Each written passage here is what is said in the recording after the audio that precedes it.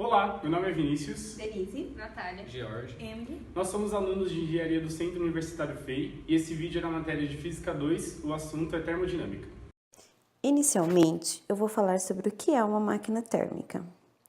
Máquina térmica é um dispositivo que retira calor de uma fonte quente, aumenta sua energia interna, realiza trabalho e rejeita parte desse calor para uma fonte fria. Todo esse processo é realizado de forma cíclica, com variações de pressão no interior da máquina. O refrigerador também é uma máquina térmica, porém trabalha de forma contrária.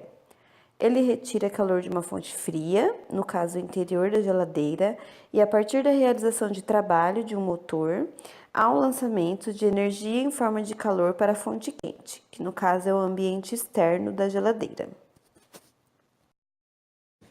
Nesse vídeo, usaremos como exemplo de máquina térmica o refrigerador Frost Free 504 litros, modelo SS72X Titanium da marca Electrolux. E em seu interior é usado o gás refrigerante R134A. Esse refrigerador é recomendado para uso doméstico e é utilizado para armazenamento de bebidas e alimentos em geral. Com a temperatura no seu interior, que vai na faixa de 3,3 a 4,4 graus Celsius, ele conserva os alimentos e inibe a ação de bactérias. Em relação ao funcionamento do refrigerador, ele segue o conceito de ciclo padrão de compressão a vapor, onde o fenômeno da refrigeração é resultante de transformações físicas sofridas por um fluido refrigerante durante seu percurso em um sistema fechado. Tal sistema é composto basicamente por um compressor, um condensador, um evaporador e um mecanismo de expansão, que é o tubo capilar. O compressor é responsável por succionar o fluido refrigerante, que retorna do evaporador, e comprimi-lo por meio de uma bomba mecânica. Esse processo faz com que o refrigerante eleve acentuadamente suas pressões e temperaturas, chegando ao estado de vapor superaquecido. O trabalho necessário para o fenômeno da compressão nos refrigeradores domésticos advém de um motor elétrico acoplado à bomba mecânica. O condensador. Nele, o fluido refrigerante em alta pressão e temperatura, proveniente do compressor, realiza trocas térmicas com o meio externo, transformando-se gradualmente em líquido, contudo mantém-se em alta pressão e temperatura. A válvula de expansão ou tubo capilar. Ela é responsável por restringir a passagem de fluido refrigerante pelo sistema, fazendo com que sua vazão seja reduzida drasticamente. Esse processo faz com que sua pressão e temperatura também sejam bastante reduzidas. Já no evaporador, ele recebe o fluido refrigerante do capilar e inicia-se um processo de evaporação. Por meio da absorção do calor presente na superfície da tubulação, o refrigerante obtém energia para sua evaporação. A imagem ilustra o processo das fontes quentes e frias. A parte em vermelho é a região de alta pressão, sendo assim, alta temperatura. Já a parte azul corresponde a baixa pressão, logo, baixa temperatura. No evaporador acontece a troca de calor. Nele, o gás se encontra em baixa pressão, ou seja, baixa temperatura. Assim sendo, o gás recebe calor dos alimentos colocados no interior da geladeira, retirando o calor da parte interna. Diante disso, percebemos que o evaporador é tido como uma fonte fria. No refrigerador, o fluido refrigerante R134A recebe calor no compressor, devido ao trabalho do mesmo. No condensador, o fluido cede calor ao meio externo, passando de vapor saturado para líquido. Na válvula de expansão, o fluido líquido perde pressão e cede mais calor, seguindo para o evaporador, onde começa a receber calor do ambiente interno do refrigerador. R134A. O gás R134A é um excelente refrigerante, utilizado em uma grande variedade de aplicações, inclusivamente como componente de muitas misturas GFC que existem no mercado. Permite trabalhar com pressões mais baixas do que com o resto dos hidrofluorcarbonetos, e é um produto muito eficiente do ponto de vista energético para temperaturas positivas e médias. Aplicações para ele: ar-condicionado de carro, bomba de calor, e ele é usado na nossa geladeira. Esse gás ele é um gás convencional para as geladeiras. A sua fórmula molecular é C2H2F4. A sua massa molar, 102,03 gramas por mol. A sua densidade, 0,00425 gramas por centímetro cúbico. O seu ponto de fusão, menos 103,3 graus Celsius. O seu ponto de ebulição, menos 26,3 graus Celsius. Ele não é inflamável e ele não é tóxico. O CV é o calor específico molar a volume constante, sendo desse gás 3R. R é a constante universal dos gases, sendo 8,31 joules por mol Kelvin. O Cp é o calor específico molar à pressão constante, sendo desse gás 4R. O gama, ele é o coeficiente de expansão adiabática. Ele é a razão entre a capacidade térmica à pressão constante e a capacidade térmica a volume constante. Desse gás é 4/3.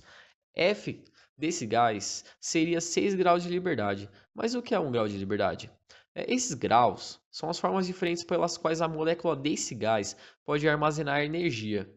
Bom, esse gás ele pode ter 3 graus de liberdade de translação e 3 graus de liberdade de rotação. No total, 6 graus de liberdade. Bom, se a gente aumentar muito a temperatura desse gás, muita mesmo, esse gás ele vai começar a oscilar. Não só esse gás, como outros. A gente abordou todas essas informações considerando ele como um gás ideal. Processos termodinâmicos e a primeira lei. No primeiro gráfico, tendo o eixo y como pressão e o eixo x como volume, percebemos que a pressão ela não é constante, já o volume é constante. A pressão variando, a gente percebe que a temperatura aumenta, mas o volume sempre permanece constante. Ou seja, se o volume é constante, significa que o gás não expandiu e nem foi comprimido, ou seja, o trabalho é zero. E seguindo a primeira lei da termodinâmica, o calor é igual à variação da energia interna. O segundo gráfico, também pressão por volume, ele é um processo isotérmico, ou seja, a temperatura é constante. A gente percebe isso porque se pegarmos um ponto no começo, no meio, no final, ou seja, em qualquer lugar da curva, percebemos que a temperatura ela é a mesma em todos os pontos, ou seja, a temperatura ela é constante. Então aqui temos um processo isotérmico. A expansão acontece ao longo de uma isotérmica. A temperatura do gás sempre é constante. Seguindo a primeira lei da termodinâmica, a variação da energia interna vai ser igual a zero, ou seja, calor é igual a trabalho, que também pode ser calculado por nRT, Ln de volume final sobre volume inicial. O terceiro gráfico é um processo isobárico, pressão constante. Aqui, a pressão ela é constante, a temperatura aumenta, mas a pressão permanece a mesma.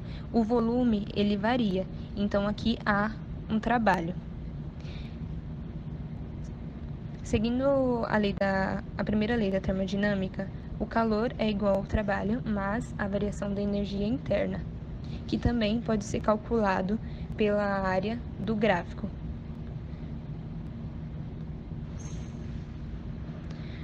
O quarto gráfico, pressão por volume, é um processo adiabático.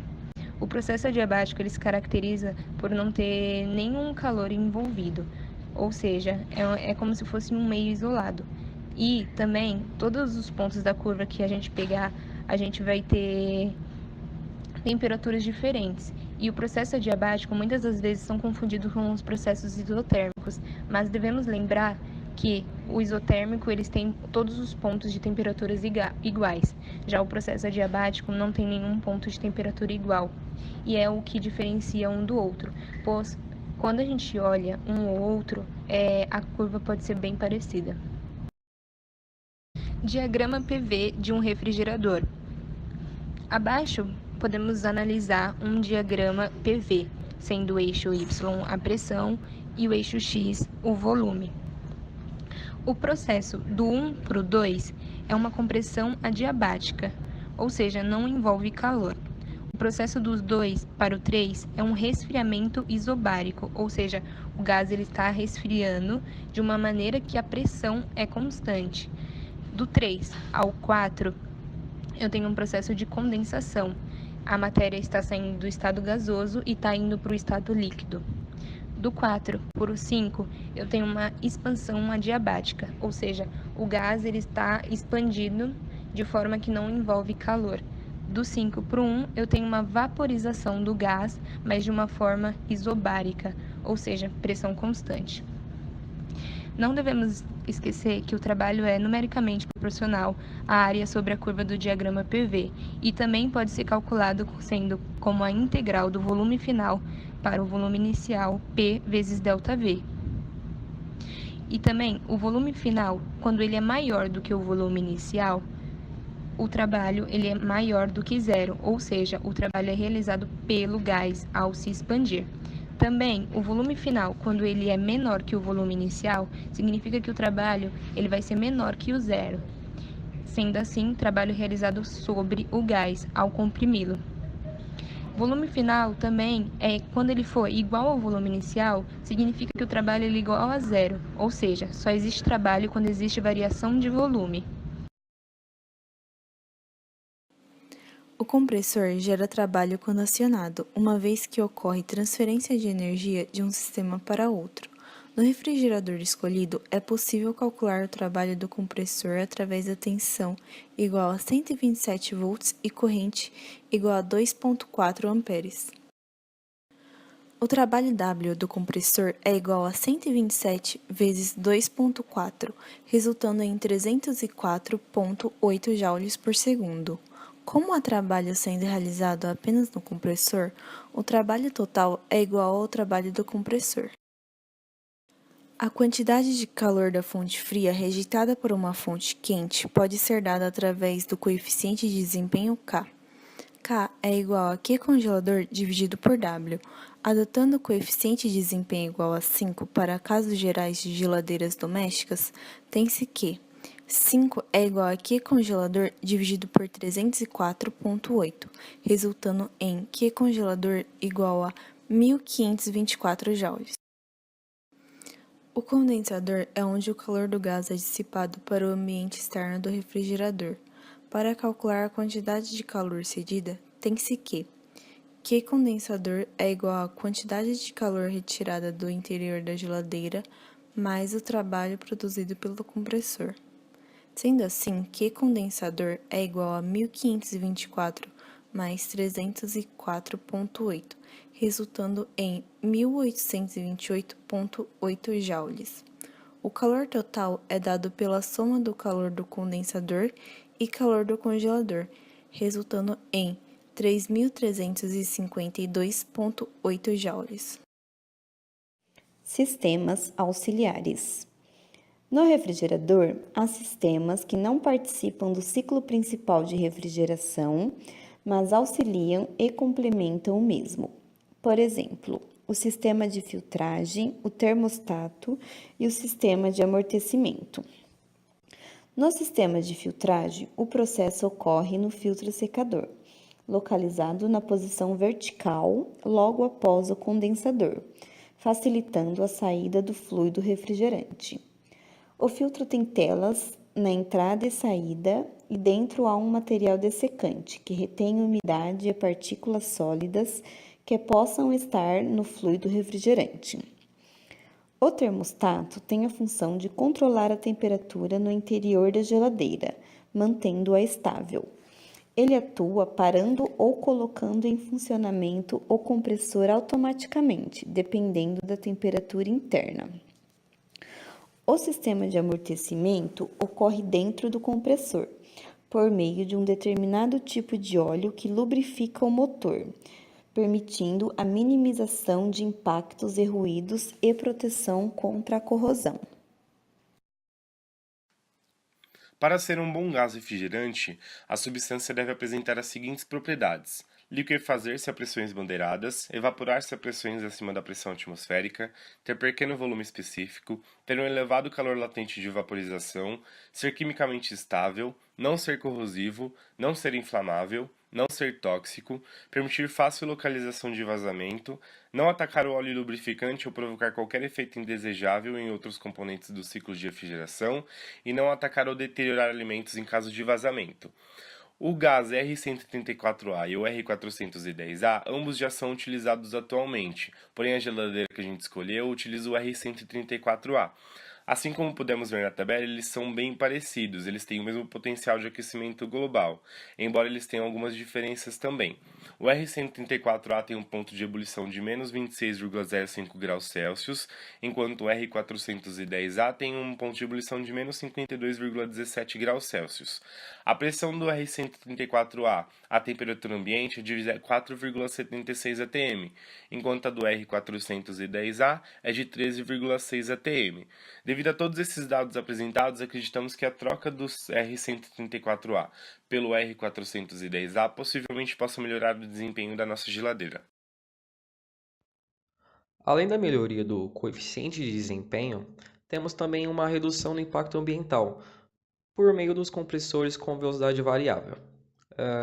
O compressor é responsável por fornecer trabalho ao fluido refrigerante.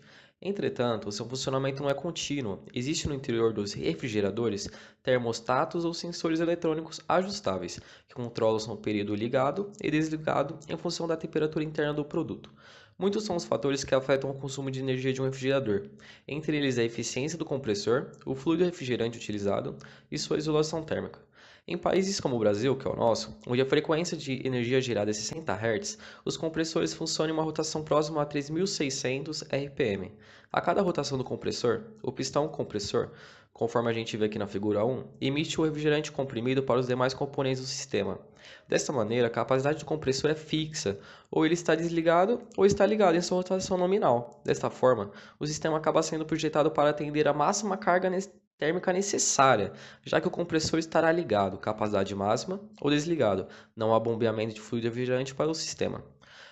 Na Universidade de Purdue, nos Estados Unidos, em 1974, estimaram que uma economia entre 28% a 35% poderia ser obtida pela utilização de compressores, que pudessem variar sua capacidade frigorífica, como a gente vê aqui na figura 2. Utilizaram compressores de capacidade variável em bombas de calor, obtendo redução do consumo energético em até 26%, comparados a um compressor convencional. O aumento do consumo de energia elétrica é preocupante, uma vez que a expansão de sua geração compromete recursos ambientais e financeiros. Dessa forma, enfatizar a eficiência energética é uma solução de maior sustentabilidade à sociedade. Em curto prazo, os refrigeradores equipados com compressores de velocidade variável são soluções factíveis e podem ser utilizados em escala.